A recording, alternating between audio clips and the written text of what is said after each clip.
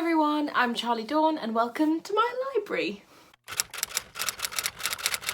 Today's video is basically me just outing myself and letting you all know that I have not read a book for this whole year. I've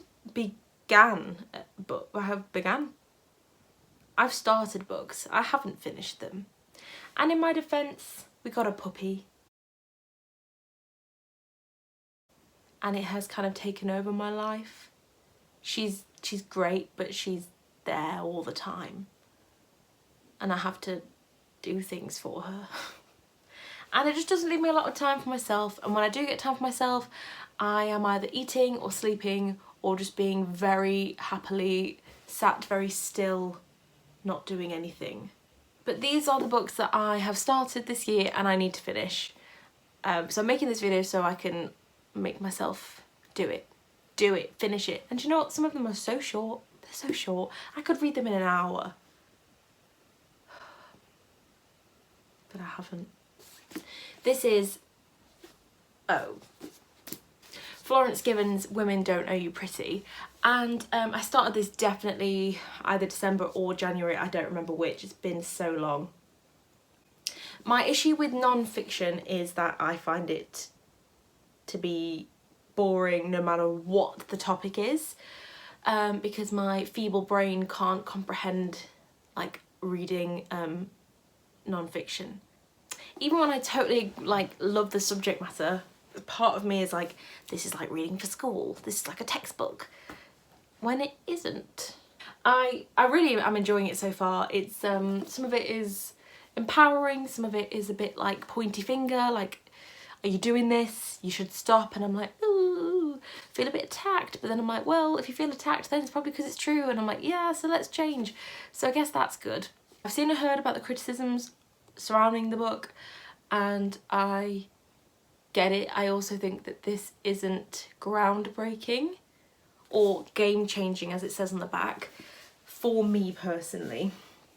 It's good. For myself, it's like, oh, I have a hair on my lip and it's oh, I got it straight away. Oh, magic. I think if I had like a really shit boyfriend, then it would mean more to me. If anything, it just makes me really appreciate the one I've got. So yes, need to finish this because I know there's more on like self-love and things like that. And you know what? That has really helped me. I won't spoil it because like you want to read it yourself, but like the bit about the crumbs, yeah, I liked that. You can apply that to kind of any aspect of life. You don't deserve crumbs. You deserve a cake.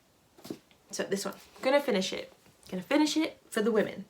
Next up is another women's one. It's Women of Resistance, Poem for a New Feminism, edited by Danielle Barnhart and Iris Mahan. And it's, this is really silly, but I like the shape of it. I like the square. It feels very nice. It's, what does this feel like?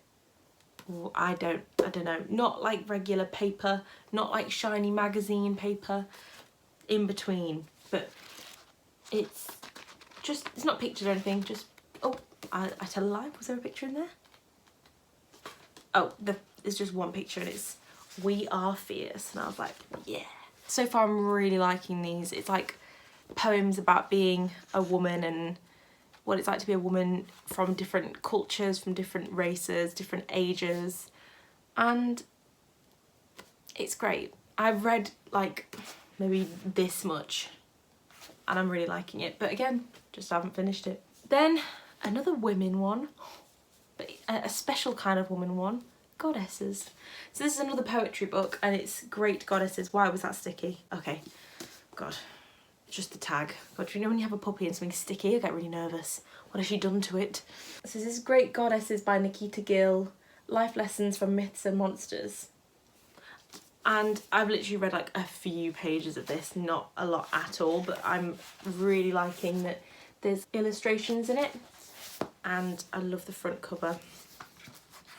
Oh, and look at this I got it from Blackwell's, and look at this really cool bookmark they sent me. I said that as if it was like I'm working with them. Oh, Blackwell sent me this. Yeah, Link in my bio. They didn't. It comes with all their books. I'm not special. Oh, and look at this cover. Oh, I like that colour. We're actually painting our bedroom a similar colour. Similar colour soon. I'll put this in here. So I'm really excited to read that because I'm wanting to read more poetry. That was one of my 2021 reading goals.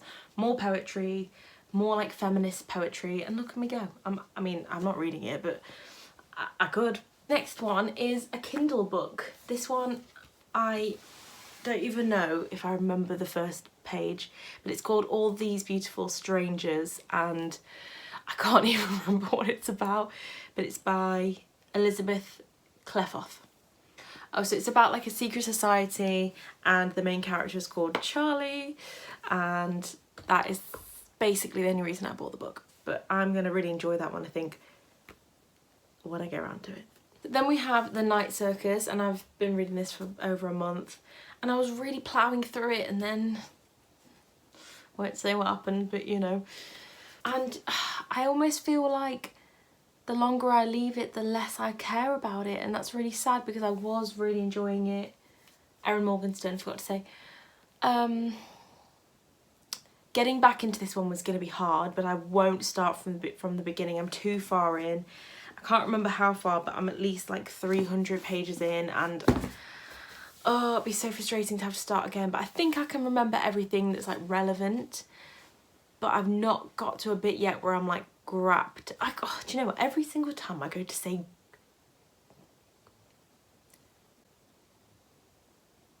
gripped, I say like grasped. Oh, that is a word. Hang on. Oh, you know when people get like baby brain? I think I have that, but canine version. I do really want to finish it. I just don't know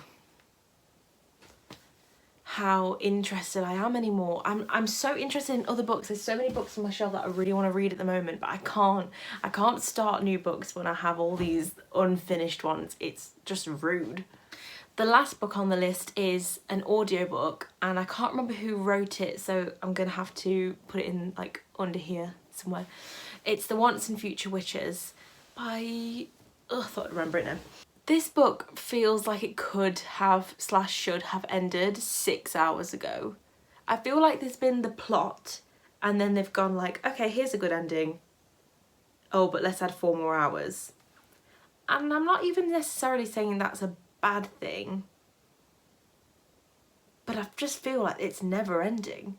And I know I haven't been reading much, but if anything, I've been reading more audiobooks, because if I go for a walk or whatever, I will just put it on and I'll listen to maybe like half an hour at a time, and I still have 4 hours left, and I've already listened to so much story, like so much has happened, and I feel like it could have been wrapped up. And because I've had a bit of a hiatus, I don't think when I finish it I'll be able to rate it fairly, because I don't think I've given it the best chance to be good. I potentially will reread it like later in the year in one block, just make myself listen to it in like over like the, I don't know, 3 days, maybe like 4 days, and just make myself listen to it. It is really cool the way that it's it tells like fairy tales at the same time as the story, but I am losing it a bit with it. I'm a bit like, come on girls, let's wrap it up. So hopefully that will end soon if I read it. I just can't believe I still have 4 hours left. I don't know what else can happen.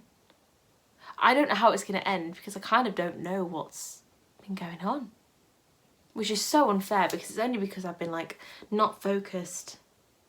So I might have to give it another chance, a second chance, like go back, and that sounds daunting though, doesn't it? But anyway, those are my 1, 2, 3, 4, 5, 6, oh god, 6 books that I need to finish that I started this year, and I'm still putting them off. It's almost as if I think, oh, if I just keep like starting a new one, then they'll disappear. And I know some people might think, well, if you don't want to read them, just stop. And I do want to read them. I just am struggling to do so. Hopefully next month it means I'll have 6 or 7 books to review and talk about. Probably won't, But that's the dream, isn't it? Right, I've got to go because my dog has woken up. So I hope you enjoyed this video, and I hope that maybe somebody is in the same boat as me and they've just not read anything and they're feeling super guilty about it. So please tell me how long your longest hiatus was from reading, because mine's been 3 months. Let me know if you liked this video in the comments, and subscribe to this channel if you fancy, and I'll see you next time in my library. Oh god, I'm such a sod.